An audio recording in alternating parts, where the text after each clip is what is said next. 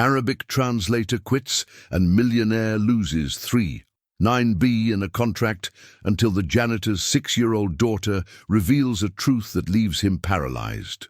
Before we unfold this sorrowful story of isolation and grief, comment your location and subscribe for more emotional journeys. The mahogany doors of Hartwell Industries' boardroom burst open with such force they slammed against the marble walls, creating a thunderous echo that reverberated through Manhattan's most exclusive business tower. Richard Hartwell, 42, felt his stomach plummet as he watched his lead Arabic translator, Hassan al-Mahmoud, storm toward the conference table where 12 Saudi investors sat rigid with confusion and growing irritation. "I refuse to work under these conditions anymore." Hassan's voice boomed through the room as he slammed his leather portfolio onto the polished surface with enough force to make the crystal water glasses jump.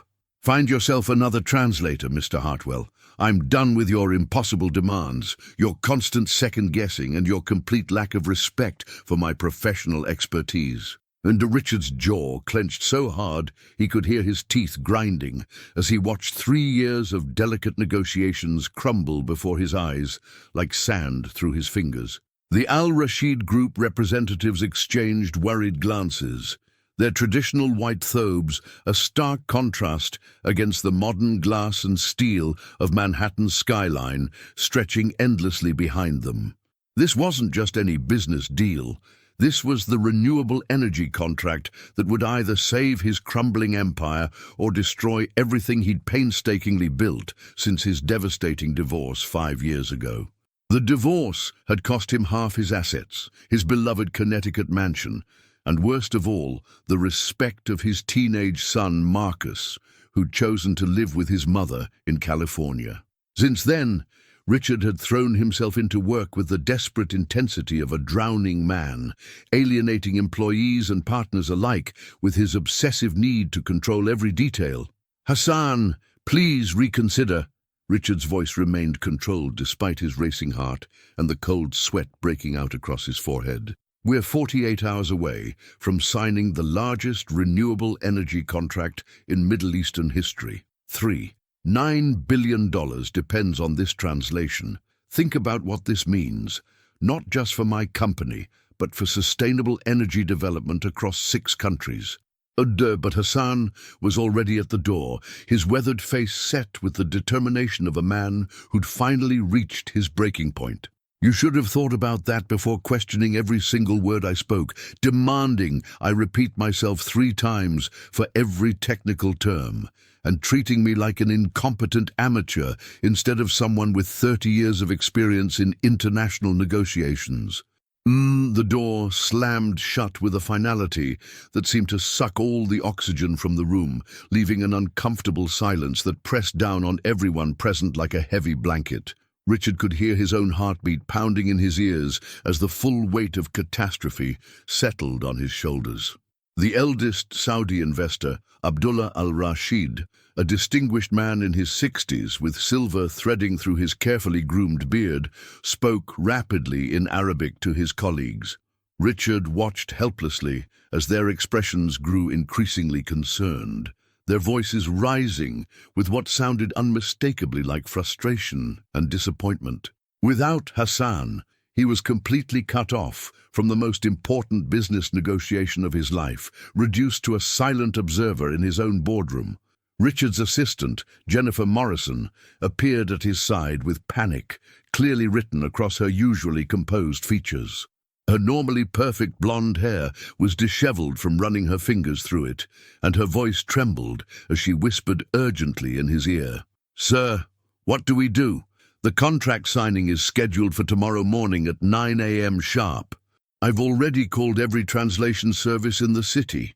They're either unavailable on such short notice or don't have anyone with the specific technical expertise needed for renewable energy contracts." Through the floor-to-ceiling windows that offered a spectacular view of the Hudson River, Richard could see the cleaning crew beginning their evening rounds on the floor below. Among them, he noticed Maria Gonzalez, the night janitor who'd worked quietly and efficiently in the building for 6 years. She moved with practiced precision between offices, her small frame dwarfed by the industrial cleaning cart, and trailing behind her was her young daughter, a tiny girl who couldn't be more than 6 years old, with wild, dark curls bouncing as she skipped alongside her mother's cart, completely oblivious to the corporate drama unfolding 42 floors above.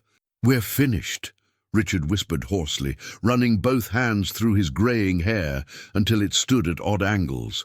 The Al-Rashid group was already gathering their important documents, disappointment evident in every movement as they prepared to abandon 3 years of careful planning. 3 years of countless transatlantic flights to Riyadh, millions of dollars in development costs, environmental impact studies, and regulatory approvals, all about to vanish into thin air because of one man's wounded pride and Richard's own inability to trust the people he hired to help him succeed. 6-year-old Sofia Gonzalez pressed her small nose against the cool glass of the elevator as it climbed steadily toward the 42nd floor, watching the city lights blur past like falling stars. Her mother, Maria, adjusted her cleaning supplies with the weary efficiency of someone who'd perfected the same routine for countless nights, sighing deeply as she mentally prepared for another long evening shift. It had been another exhausting day that started at 5 a.m. at the luxury hotel downtown, where Maria worked as a housekeeper, cleaning rooms and changing linens for wealthy guests who left tips smaller than what they spent on a single cup of coffee. The double shift was necessary. The hotel job paid the rent on their tiny studio apartment in Queens, while the evening cleaning position at Hartwell Industries covered groceries, Sophia's school supplies, and the ever-growing pile of medical bills left over from Ahmed's cancer treatment. "Mija, remember what I told you about staying quiet while Mommy works?"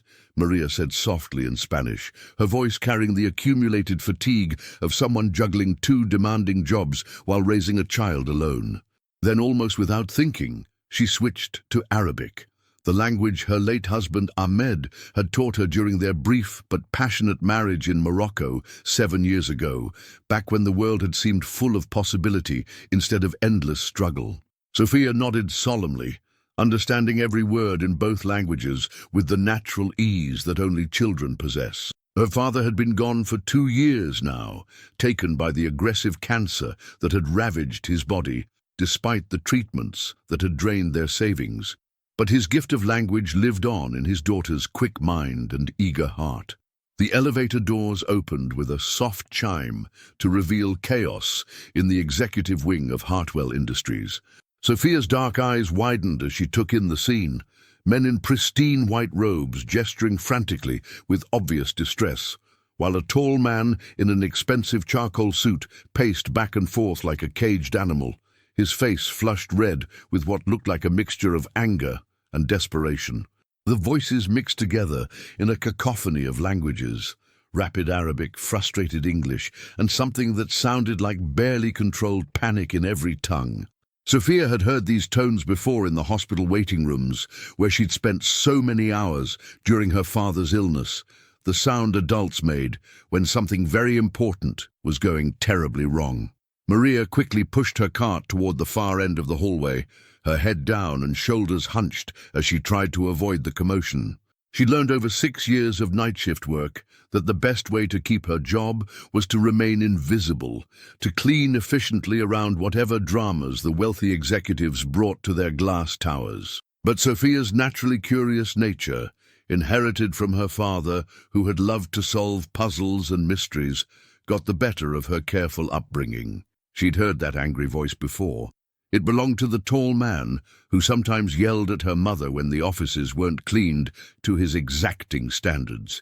The same voice that had once made her mother cry quietly in the supply closet while Sophia pretended to be asleep in the corner. "They're saying they want to leave because no one can talk to them properly," Sophia whispered to her mother in Arabic, having easily followed the Saudi men's increasingly frustrated conversation. Her small voice was filled with the unconscious confidence of someone who'd grown up switching between languages as naturally as breathing. Maria's tired eyes widened in genuine surprise as she realized the full extent of her daughter's linguistic abilities. Even after 6 years of marriage to Ahmed, her own grasp of Arabic had remained limited to basic household conversations, simple expressions of love, and the prayers Ahmed had taught her. But Sophia had absorbed her father's native language like a tiny sponge, soaking up not just words, but the cultural nuances and formal business terminology that Ahmed had used in his work for an international import company in Casablanca.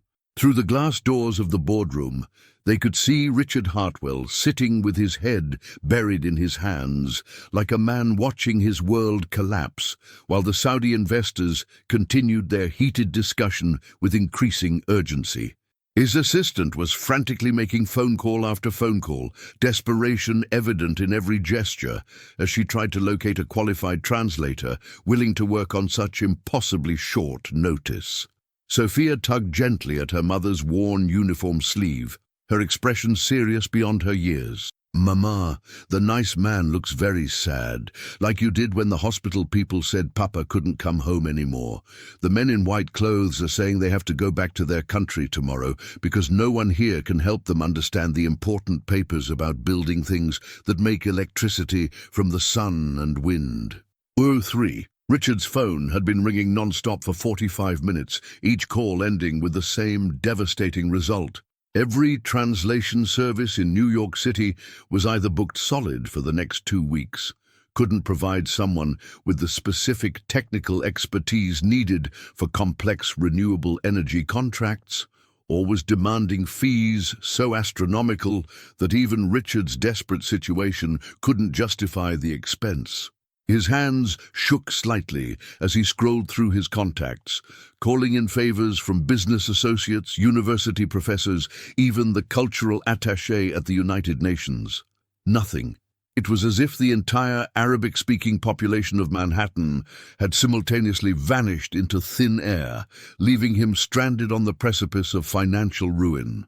"Mr. Hartwell?" Abdullah al-Rashid spoke in heavily accented English, his dignified voice carrying the weight of disappointment and cultural frustration. "We have great respect for your company and your vision for sustainable energy development in our region. But without proper, accurate communication, we cannot proceed with confidence. Our board of directors in Riyadh expects detailed understanding of every clause, every technical specification, every legal implication of this partnership." Richard nodded grimly, feeling the familiar knot of panic tightening in his chest as he watched $3.9 billion and his company's salvation slowly slipping away like water through his fingers. The bitter irony wasn't lost on him. He'd built his entire fortune by obsessing over details, by demanding perfection from every employee and contractor, yet his own overbearing attitude and lack of trust had driven away the one person who could save everything he'd worked for. The Saudi delegation had been remarkably patient, far more gracious than he deserved considering the circumstances. They'd flown halfway around the world specifically for this signing, had cleared their schedules and prepared their own technical teams for implementation. Now they were preparing to return to Riyadh empty-handed, taking with them not just the contract, but the reputation damage that would follow Richard's company throughout the Middle Eastern business community. Outside the boardroom, Sophia watched the adult chaos unfold with the peculiar clarity that children often bring to complicated situations. She observed her mother methodically emptying wastebaskets and wiping down surfaces with mechanical precision, but Sophia could easily see the worry lines creasing Maria's forehead, the way her shoulders remained tense, even during routine tasks. They needed this job desperately, especially with Sophia starting first grade next month and all the associated expenses that would bring: new clothes, school supplies, the after-school program that would allow Maria to keep both her jobs.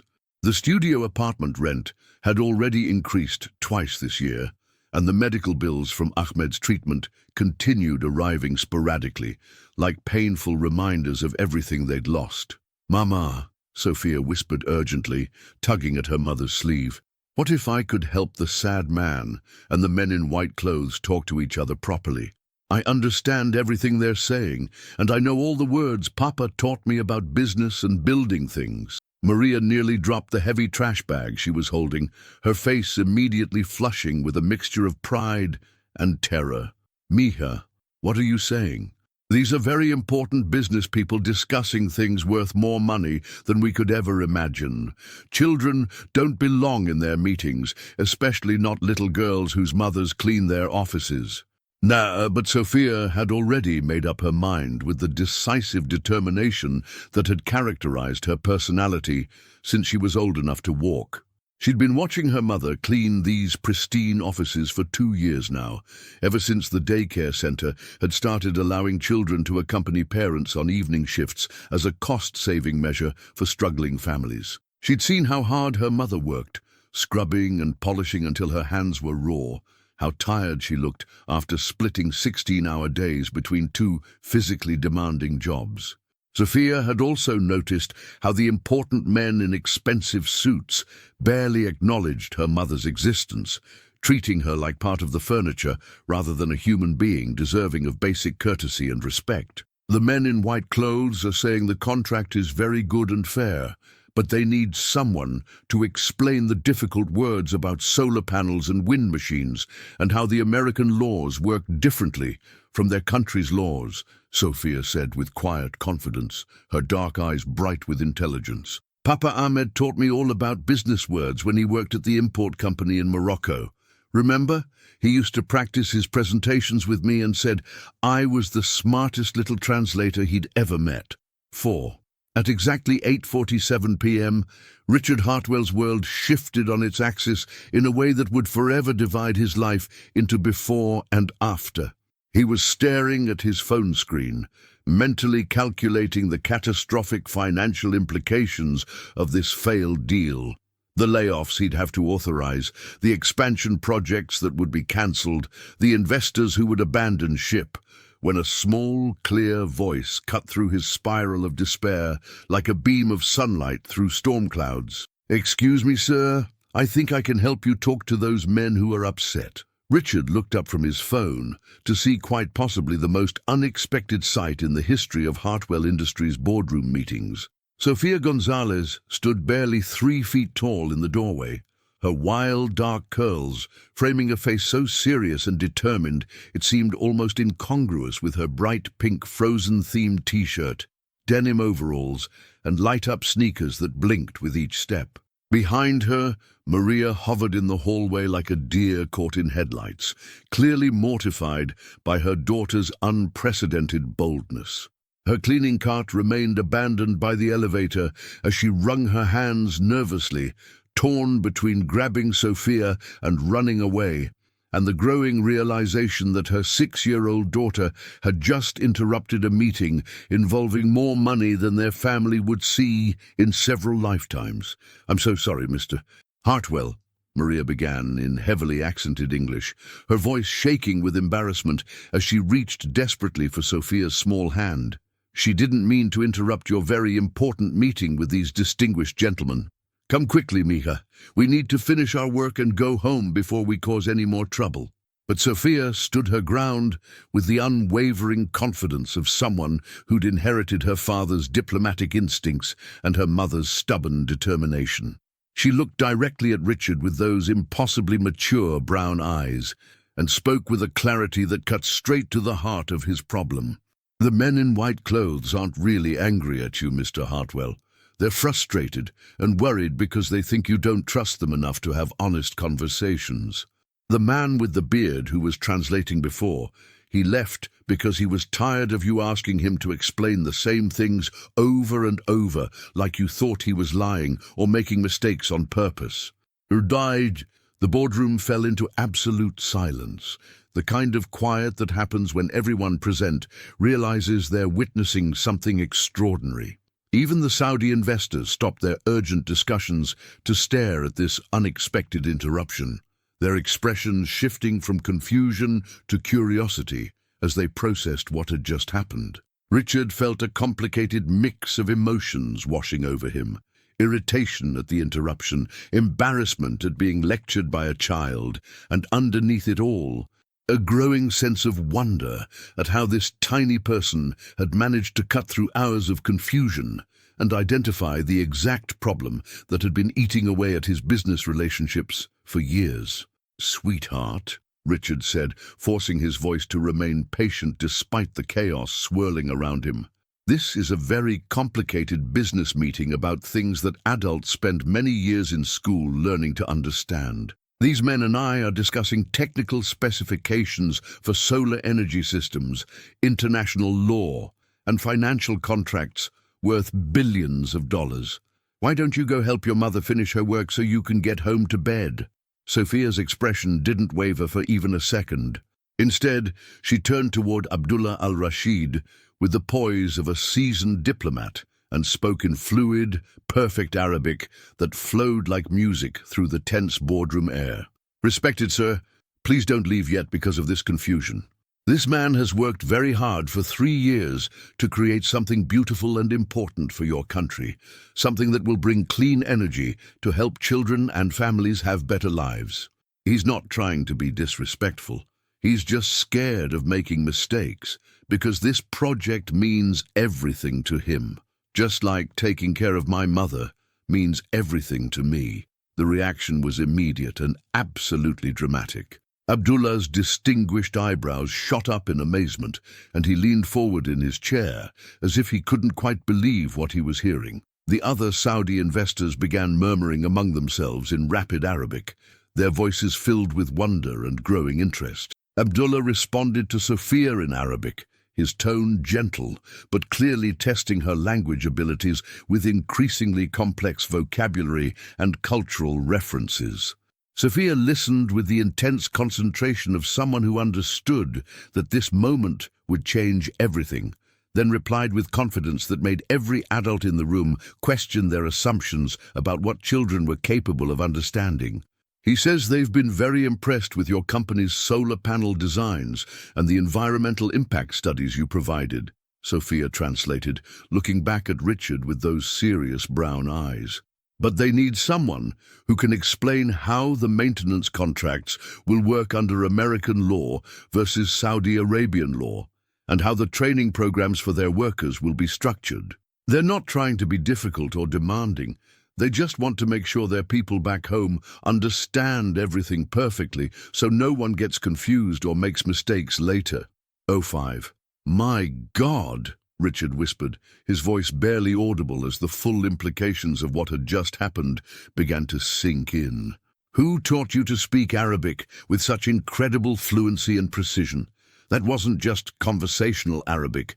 You were using formal business terminology that most native speakers would struggle with." Sophia seemed to consider her answer carefully, her small face growing thoughtful in a way that reminded everyone present that despite her remarkable abilities, she was still a 6-year-old child processing questions about her deceased father. When she finally spoke, her voice carried a mixture of pride and sadness that tugged at every heart in the room. "My papa, Ahmed Rashid, taught me everything," she replied with simple dignity that would have impressed the most sophisticated diplomats. "He came from Casablanca in Morocco and married my mama 7 years ago when she was working at a hotel there during her vacation. He said Arabic was the most beautiful language in the entire world, like music that could paint pictures with words, and that I should learn it perfectly so I could talk to his family and understand the poetry and stories that made his culture so special." Her voice grew softer, and Maria had to fight back tears as she watched her daughter's small shoulders straighten with the kind of pride that comes from carrying on someone's legacy. "But Papa got very sick with cancer and went to heaven when I was 4 years old. The doctors tried everything they could, but sometimes even the smartest grown-ups can't fix what's broken."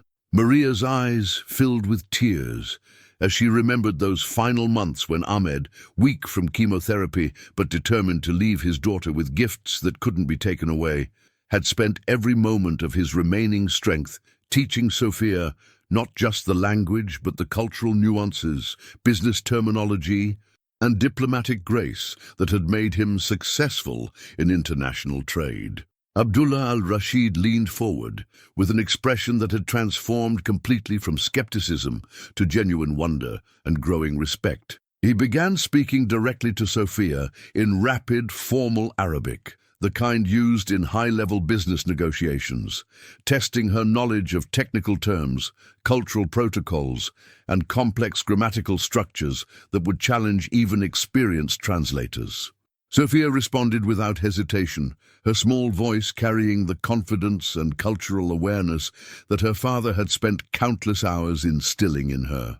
The exchange continued for several minutes, while Richard, Maria, and the other investors watched in amazement, witnessing a level of cross-cultural communication that most international businesses would pay thousands of dollars to achieve.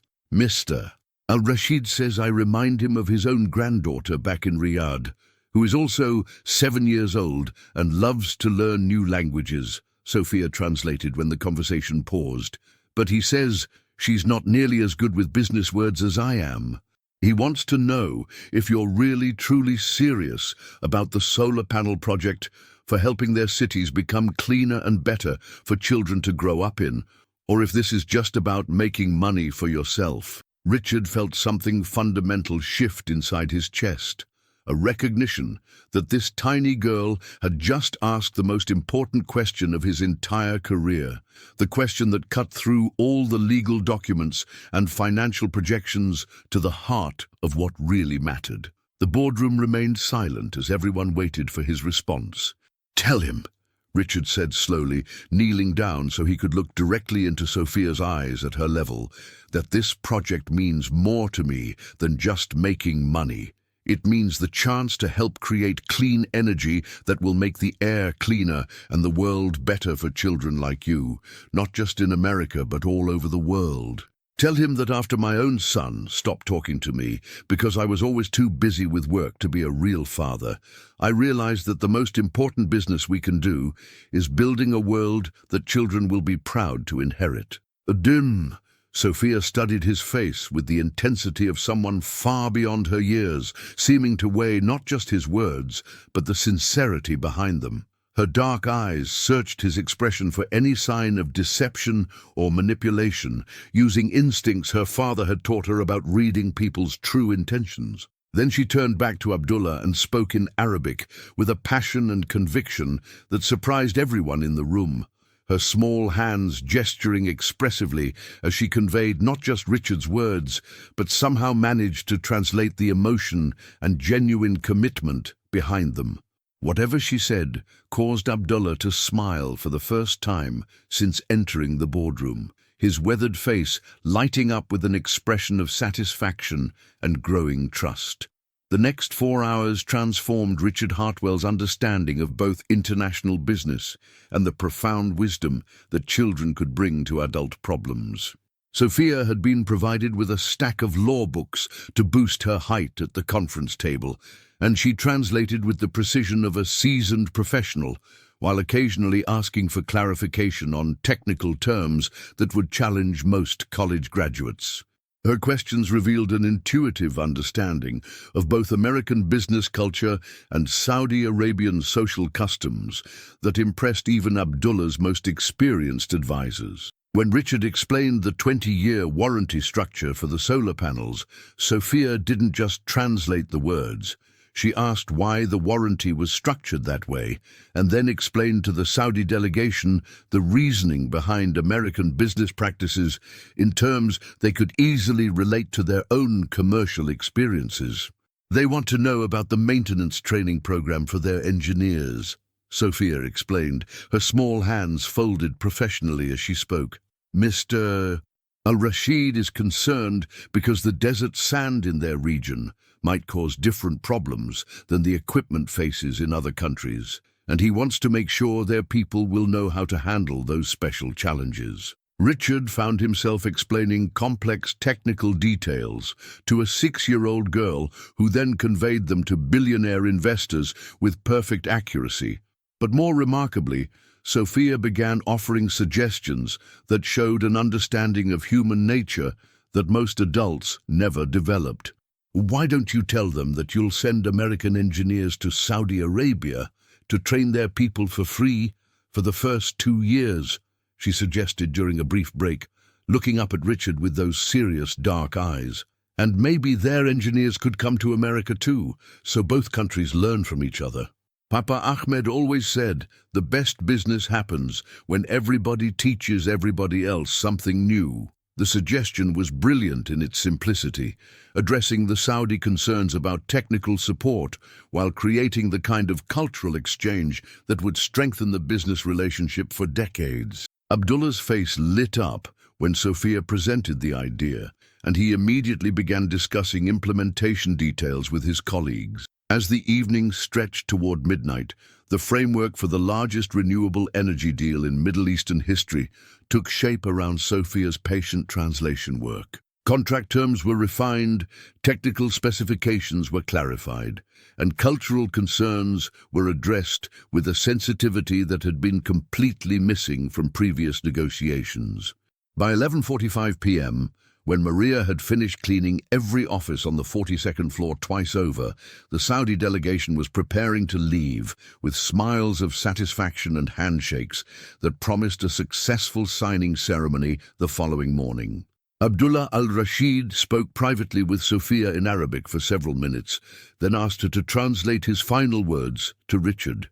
Her small face grew serious as she listened, nodding with the gravity of someone entrusted with an important message. He says tomorrow they will definitely sign the contract because tonight they finally understood that you're not just a businessman.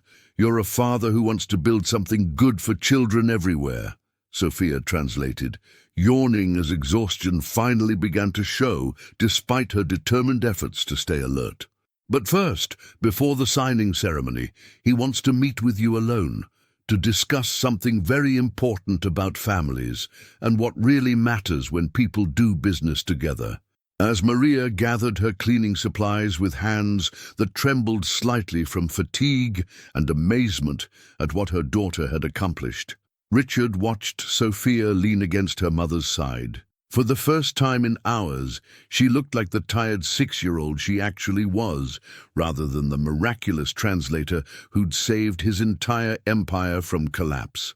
"Mrs. Gonzalez," Richard said quietly, his voice hoarse with emotion and gratitude, "I don't have words to express what Sophia did tonight. She didn't just save a business deal. She showed me something I'd completely forgotten about what really matters in life and business. She has a gift that most adults spend decades trying to develop, if they ever manage it at all." Maria nodded graciously, her tired eyes bright with pride for her extraordinary daughter, but Richard could see the exhaustion weighing on her shoulders after a day that had started before dawn and stretched far beyond any reasonable working hours. "Sophia," Richard called softly as they reached the elevator, his heart full of emotions he couldn't quite name. "What you did tonight was absolutely extraordinary, beyond anything I've ever witnessed in 30 years of international business. You have a remarkable gift for bringing people together and helping them understand each other." Sophia looked back at him with those serious brown eyes that had somehow seen through to the heart of a $3.9 billion negotiation and found the human connection that made everything else possible. "Don't worry, Mr. Hartwell," she said with the quiet confidence of someone far beyond her years. "Everything will be okay now. Papa Ahmed used to tell me that when people tell the truth to each other with kind hearts, good things always happen, like magic, but real." The next morning arrived with the crisp promise of September in Manhattan, but Richard Hartwell barely noticed the golden sunlight streaming through his penthouse windows. He'd been awake since 4 a.m., pacing his empty apartment and replaying every moment of the previous evening, unable to shake the image of Sophia's serious brown eyes and the way she'd effortlessly bridged two worlds with nothing but honesty and courage. At exactly 8 a.m., his doorman called to announce Abdullah al-Rashid's early arrival. The Saudi businessman entered Richard's office, wearing traditional dress, but carrying himself with the confident bearing of someone accustomed to billion-dollar negotiations. However, instead of discussing contract details, Abdullah's first words caught Richard completely off guard. "Mr. Hartwell, before we proceed with the signing ceremony, I must share something that your remarkable young translator revealed to me last night," Abdullah said, settling into the leather chair across from Richard's desk. She spoke about her father, Ahmed Rashid, with such love and precision that I felt compelled to research his background. Richard leaned forward, sensing the conversation was about to take an unexpected turn. I'm not sure I understand the relevance. Ahmed Rashid was my nephew, Abdullah interrupted quietly. My sister Fatima's youngest son. He moved to Morocco for university, married your cleaning lady, and we lost touch when he became ill. Last night, I watched my grandniece save your company without knowing we were family. The revelation hit Richard like a physical blow. Sophia wasn't just a gifted child who'd happened to overhear their crisis. She was Abdullah's great-niece, the granddaughter of one of the most respected families in Saudi Arabia's business community. The cosmic irony was staggering. The solution to his most desperate crisis had been cleaning his offices every night for 2 years. She doesn't know, does she? Richard asked, his voice hoarse with shock. Maria never learned Ahmed's full family background. He was protecting them from obligations he felt they couldn't fulfill, Abdullah explained. But Sophia carries royal blood, Mr. Hartwell. In our culture, she would be entitled to education, support, opportunities beyond anything her current circumstances provide. Richard's mind raced as the implications crystallized. What are you saying? I'm saying that while we sign this contract as business partners, I've discovered I have family responsibilities that extend far beyond renewable energy projects, Abdullah replied with quiet determination. That little girl deserves more than watching her mother scrub floors to survive. The contract signing ceremony proceeded flawlessly at 10 a.m. with photographers documenting the historic moment when Hartwell Industries secured the largest renewable energy deal in Middle Eastern history. But Richard's attention kept drifting to the cleaning crew. He could see working on lower floors, wondering how he would explain to a 6-year-old that her life was about to change in ways she couldn't possibly imagine. As Abdullah prepared to leave for the airport, he handed Richard an envelope sealed with red wax. This contains information about Sophia's inheritance and educational trust fund that Ahmed's father established before his death. It's been waiting for the right moment to be claimed. How much are we talking about? Richard asked, though he suspected the answer would be substantial. Enough to ensure Sophia receives the finest education available anywhere in the world, and that Maria never has to work 2 jobs again. Abdullah smiled. Ahmed's father was one of our most successful oil ministers. His granddaughter will want for nothing. That evening, Richard found himself in the most unusual position of his career, waiting nervously outside a Queen's tenement building, holding a manila envelope that contained information capable of transforming 2 lives forever. The contrast between his usual boardroom negotiations and this cramped hallway smelling of cooking spices and old carpet was jarring, yet somehow more real than any business meeting he'd ever attended. When Maria opened the door to their studio apartment, her exhaustion was immediately visible. Dark circles shadowed her eyes, and her hands showed the rough calluses of someone who'd spent another 16-hour day cleaning and scrubbing. Behind her, Sophia sat at a tiny kitchen table, carefully working through first-grade homework with the same serious concentration she'd brought to billion-dollar translations. Mr. Hartwell. Maria's voice carried surprise and concern. Is everything all right? Did something happen with the contract? The contract is fine, Mrs. Gonzalez. Better than fine, actually. But I need to speak with you and Sophia about something extraordinary that's happened. Richard's usual confidence faltered as he struggled to find words for a conversation he'd never imagined having. Sophia looked up from her coloring book, her dark eyes bright with curiosity. Did the men in white clothes change their minds about building the sun machines? No, sweetheart, they're very happy about that. But it turns out that one of those men, Mr. Al-Rashid, knew your Papa Ahmed much better than anyone realized. Richard knelt down to Sophia's eye level, his voice gentle but serious. Sophia, how much did your papa tell you about his family back in Morocco and Saudi Arabia? Maria stiffened, ancient worries suddenly surfacing. Ahmed said his family was traditional, that they might not approve of him marrying someone like me. He said it was better if we made our own way without asking them for help we might not receive. He was protecting you both, Richard said carefully, but perhaps in ways that weren't necessary. Sophia, your papa's uncle is Abdullah al-Rashid, the man you helped me talk to yesterday. You saved a business deal between your own family and mine without knowing it. The silence that followed was profound. Sophia's crayon stopped moving across the paper as she processed this information with the gravity of someone far beyond her 6 years. Maria's face went pale, her hands trembling as she reached for her daughter protectively. "What does this mean?" Maria whispered. Richard opened the envelope Abdullah had given him, spreading documents across their tiny table. "It means Sophia has a trust fund that her grandfather established before he died. It means she's entitled to the finest education money can provide. It means you'll never have to work 2 jobs again, Maria." Sophia studied the papers with the same intensity she'd brought to the Arabic translations, though most of the legal terminology was beyond even her remarkable vocabulary. "Does this mean we have to move away from here? Will I still see you sometimes, Mr. Hartwell?" The question caught Richard off guard, revealing something he hadn't fully acknowledged to himself. In less than 24 hours, this extraordinary child had become more important to him than any business deal, more precious than any profit margin. "That depends on what you and your mother decide," he said honestly. "But I was hoping we might see a lot more of each other, regardless of where you live." Maria's protective instincts warred with the overwhelming relief of financial security. "Why are you doing this? Why do you care what happens to us?"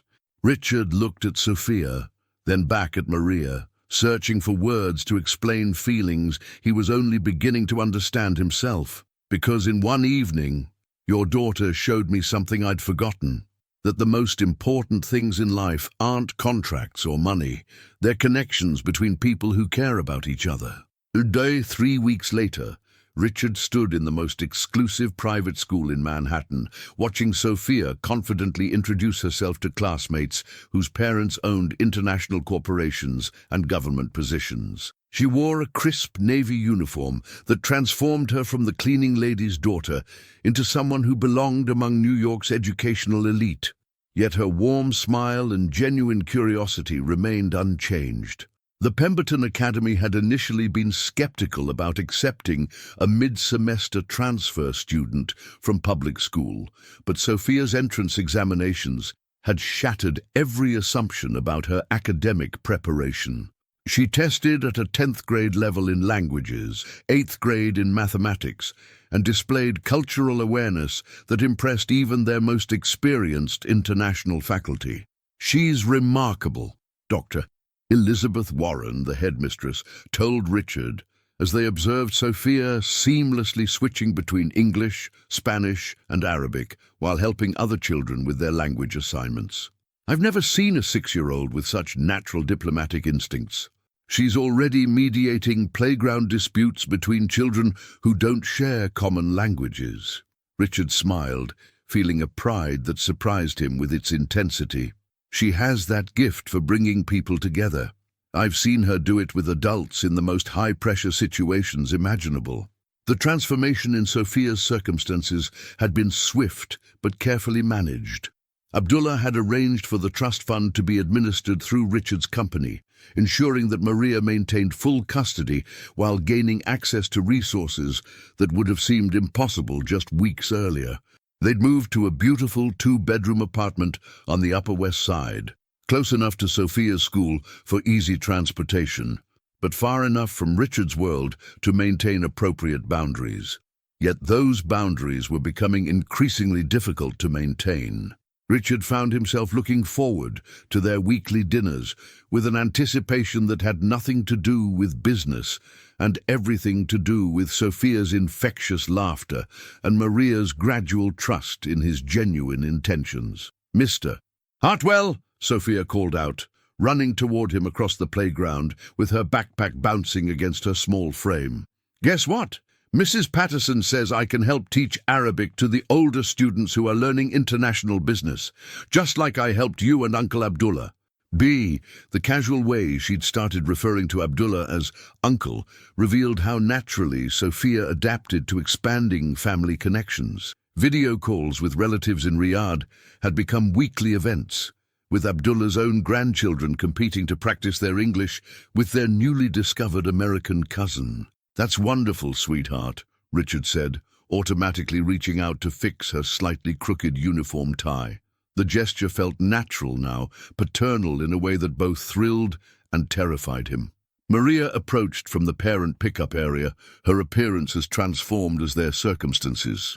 The constant exhaustion had faded from her features, replaced by a confidence that came from security and rest. She'd enrolled in evening college courses, pursuing the education that pregnancy and Ahmed's illness had interrupted years earlier. "How was your day, mija?" Maria asked in Spanish, then switched to English for Richard's benefit. "Did you remember to thank Mrs. Patterson for the extra reading books?" "I thanked her in Arabic, Spanish, and English," Sophia announced proudly. "She said that was probably excessive, but I told her Papa Ahmed taught me that saying thank you in someone's favorite language makes the gratitude more powerful." Richard watched the interaction with growing awareness of how completely these two had changed his understanding of what mattered in life. His penthouse apartment, once a symbol of success, now felt empty and cold compared to the warmth of shared meals and Sophia's excited stories about her school day. The Saudi contract had proceeded flawlessly, with implementation beginning ahead of schedule and under budget. Business magazines were calling it the deal of the decade, crediting Richard's negotiation skills and cultural sensitivity. Only a few people knew that the real credit belonged to a 6-year-old girl who'd seen past language barriers to the human hearts underneath. The crisis that would test everything they'd built together arrived on a grey October morning when Richard least expected it. His ex-wife, Catherine, called from California with news that made his blood run cold. Their 17-year-old son, Marcus, had been arrested for drunk driving and was facing serious charges that could derail his college plans and future prospects. "You need to come to Los Angeles immediately." Catherine's voice carried the same cold efficiency that had characterized their marriage's final years. "Marcus is asking for you, which frankly surprises me considering how you've prioritized work over family for the past 5 years. The accusation stung because it contained enough truth to be devastating. Richard had indeed thrown himself into business after the divorce, using work as an escape from the guilt of failing as a husband and father. Now his son needed him, but accepting Catherine's summons would mean abandoning Sophia and Maria when their relationship was still fragile and new. "I'll be there tomorrow," Richard promised, already calculating flight schedules and rearranging meetings. But as he hung up, a deeper worry surfaced. Would Sophia understand why he had to leave suddenly? Would she interpret his absence as another adult abandoning her, like the death that had taken her father? That evening's dinner at their usual restaurant carried an uncomfortable tension as Richard struggled to explain the situation without revealing his own fears about damaged relationships and competing loyalties. "Your son needs you," Maria said simply when he finished explaining. "Family always comes first, Mr. Hartwell. Sophia and I understand this." But Sophia's reaction was more complex. Her dark eyes studied his face with the intensity she usually reserved for important translations, as if trying to decode emotions he was struggling to hide. "Are you worried that if you go help your son, you won't want to come back and see us anymore?" she asked with devastating directness. The question exposed exactly what Richard hadn't been able to articulate. His relationship with Sophia and Maria felt precious but fragile, built on circumstances so extraordinary they seemed almost magical. Would the spell break if he returned to his old life of family crisis and corporate demands? "Sweetheart, I will always want to see you," Richard said, kneeling beside her chair. "But I'm scared that maybe I'm not very good at being the kind of person that people depend on. I wasn't a good enough father to Marcus, and I don't want to disappoint you the same way." Sophia considered this with the seriousness she brought to all important problems. Then she reached into her small purse and pulled out a folded piece of paper, smoothing it carefully on the table. "Papa Ahmed wrote this for me before he went to heaven," she said quietly. "Mama reads it to me when I'm scared about things changing. Maybe it will help you too." Richard unfolded the paper to find a short letter in Ahmed's careful handwriting, written in English so Maria could read it aloud. "My precious Sophia, if you are reading this, it means I had to go away before I wanted to. But love doesn't end just because people can't be in the same place anymore. The love I have for you and Mama will keep growing even when I'm not there to show it every day. When you meet other people who want to love you, don't be afraid to let them. Love isn't like money that gets used up. It's like sunshine that makes everything grow stronger. Be brave, my little translator. Help people understand each other, and let them help you too." Richard's vision blurred as he read Ahmed's words, recognizing the wisdom of a man who'd understood what really mattered even as his own life was ending. "Papa knew that sometimes people have to go away to help their families," Sophia said softly.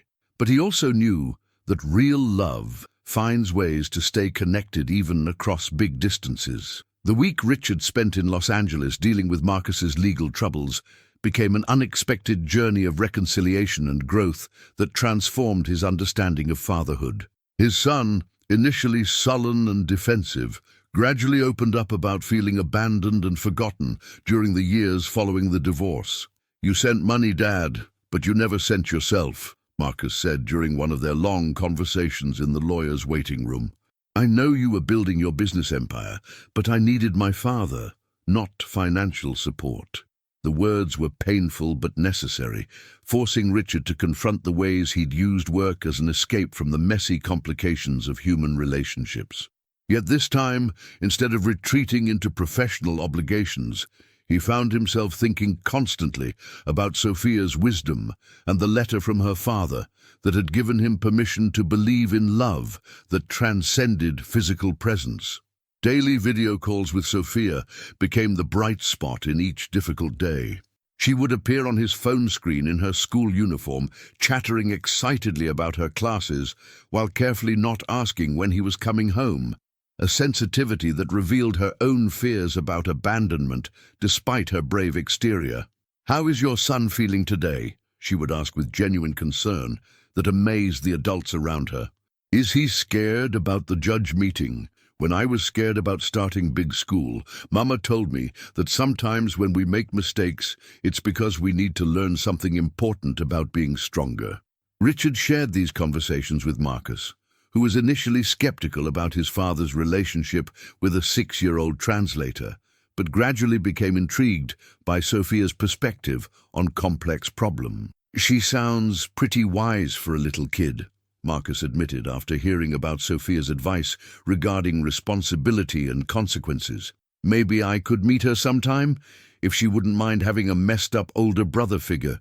The breakthrough came when Marcus's case was resolved with community service and counseling rather than jail time, thanks partly to character letters that Richard had solicited from Abdullah al-Rashid and other business partners who could testify to his commitment to family responsibilities. But the real victory was personal. Marcus asked if he could come to New York for Thanksgiving, specifically requesting to meet Sophia and Maria. "I want to understand what changed you, Dad," he said simply. "You sound different when you talk about them, like you finally figured out what actually matters." The flight back to New York carried a lightness Richard hadn't felt in years. He'd learned to be present for family crisis without sacrificing the new relationships that had become central to his happiness. More importantly, he discovered that love really was like Sophia's father had written, not a limited resource, but a renewable energy that grew stronger when shared generously. Sophia was waiting in the airport arrival area, holding a hand-drawn sign that read, "Welcome home, Mr. Hartwell," in English, Spanish, and Arabic. When she ran into his arms, Richard felt the profound satisfaction of someone who'd finally learned the difference between success and fulfillment. "Did you fix things with your son?" she asked seriously, studying his face for signs of lingering worry. "We're working on it together," Richard replied honestly. "Just like you taught me, when people tell the truth to each other with kind hearts, good things happen." Sophia beamed with the satisfaction of someone whose advice had been proven wise. Papa Ahmed would be proud that his words helped another papa learn how to love better. That evening, as they shared dinner and stories about the week they'd spent apart, Richard realized that his greatest fear, that distance would diminish their connection, had been unfounded. Instead, their relationship had grown stronger through the test of separation and reunion, proving that some bonds transcend geography and circumstance. Christmas morning in Richard's penthouse apartment bore no resemblance to the sterile holiday celebrations of his previous life. The space had been transformed into a warm gathering place where 3 generations and multiple cultures blended seamlessly around a magnificent tree that Sophia had insisted on decorating with ornaments representing everyone's heritage. Marcus had arrived from California 3 days earlier, his initial nervousness about meeting Sophia quickly dissolving into genuine affection for the little sister he'd never expected to have. He'd been amazed by her ability to switch effortlessly between languages, while helping him understand the cultural significance of various decorations that Abdullah had sent from Saudi Arabia. "She's like a tiny United Nations diplomat," Marcus told Richard, as they watched Sophia patiently teaching Maria's elderly mother how to say "Merry Christmas" in Arabic. "I can't believe a 6-year-old helped you land the biggest deal in your company's history." The morning brought gifts that reflected their expanding family's understanding of what truly mattered. Richard had arranged for a surprise video call with Ahmed's extended family in Morocco, allowing Sophia to practice her Arabic with cousins she'd never met while receiving their blessings for her new life in America. But the most meaningful moment came when Sophia presented Richard with a hand-drawn picture that depicted their first meeting in the boardroom, complete with Arabic text bubbles and a crayon rendering of the moment that had changed everything. "I wanted to remember exactly how we found each other," she explained seriously. "Papa Ahmed always said that the most important stories should be written down so future children can learn from them." Abdullah had flown in from Riyadh specifically for this celebration, bringing news that the renewable energy project was exceeding all expectations and generating interest from governments across the Middle East and North Africa. But more importantly, he'd brought Sophia's formal adoption papers that would make her legally his ward, while allowing her to remain with Maria in New York. "You are now officially my granddaughter," Abdullah told Sophia during the gift opening ceremony. "But more than that, you are the bridge between our family's past and its future. Your father would be overwhelmed with pride to see how you've honored his memory by bringing people together." The afternoon brought the arrival of Catherine, Richard's ex-wife, who had surprised everyone by accepting his invitation to meet the people who'd become so central to his transformed life. Her initial skepticism melted away as she watched Richard interact with Sophia with a patience and warmth she'd never seen during their marriage. "You've learned something I never could teach you," Catherine told him quietly, as they watched Sophia and Marcus collaborate on a puzzle while chattering in rapid Spanish. "How to be present for people instead of always planning the next move." As evening approached and their guests prepared to leave, Sophia made an announcement that surprised everyone. She wanted to give a speech in 3 languages to thank everyone for making their new family possible. Standing on a chair to address the room properly, she spoke first in English, then Spanish, then Arabic, her small voice carrying the confidence of someone who'd learned that language was a bridge rather than a barrier between hearts that wanted to connect. "Papa Ahmed taught me that families aren't just the people we're born with," she concluded, looking directly at Richard with those serious brown eyes that had first seen through his desperation to the person he could become. "Sometimes families are the people who find each other when they most need love and help each other become the best versions of themselves." Richard felt tears on his cheeks as he realized that his search for business success had led him to something infinitely more valuable. a little girl whose wisdom had taught him that the greatest deals weren't measured in dollars, but in the connections that made life worth living. "Thank you, Sophia," he said, lifting her into his arms, "for teaching me that the most important translation isn't between languages, it's between lonely hearts that want to become a family." As snow began falling outside the panoramic windows, Richard looked around at the faces of people who'd become his chosen family and realized that some miracles came disguised as ordinary children with extraordinary gifts for bringing out the best in everyone they met. The $3.9 billion contract had saved his company, but Sofia Gonzalez had saved something far more precious, his understanding of what success really meant.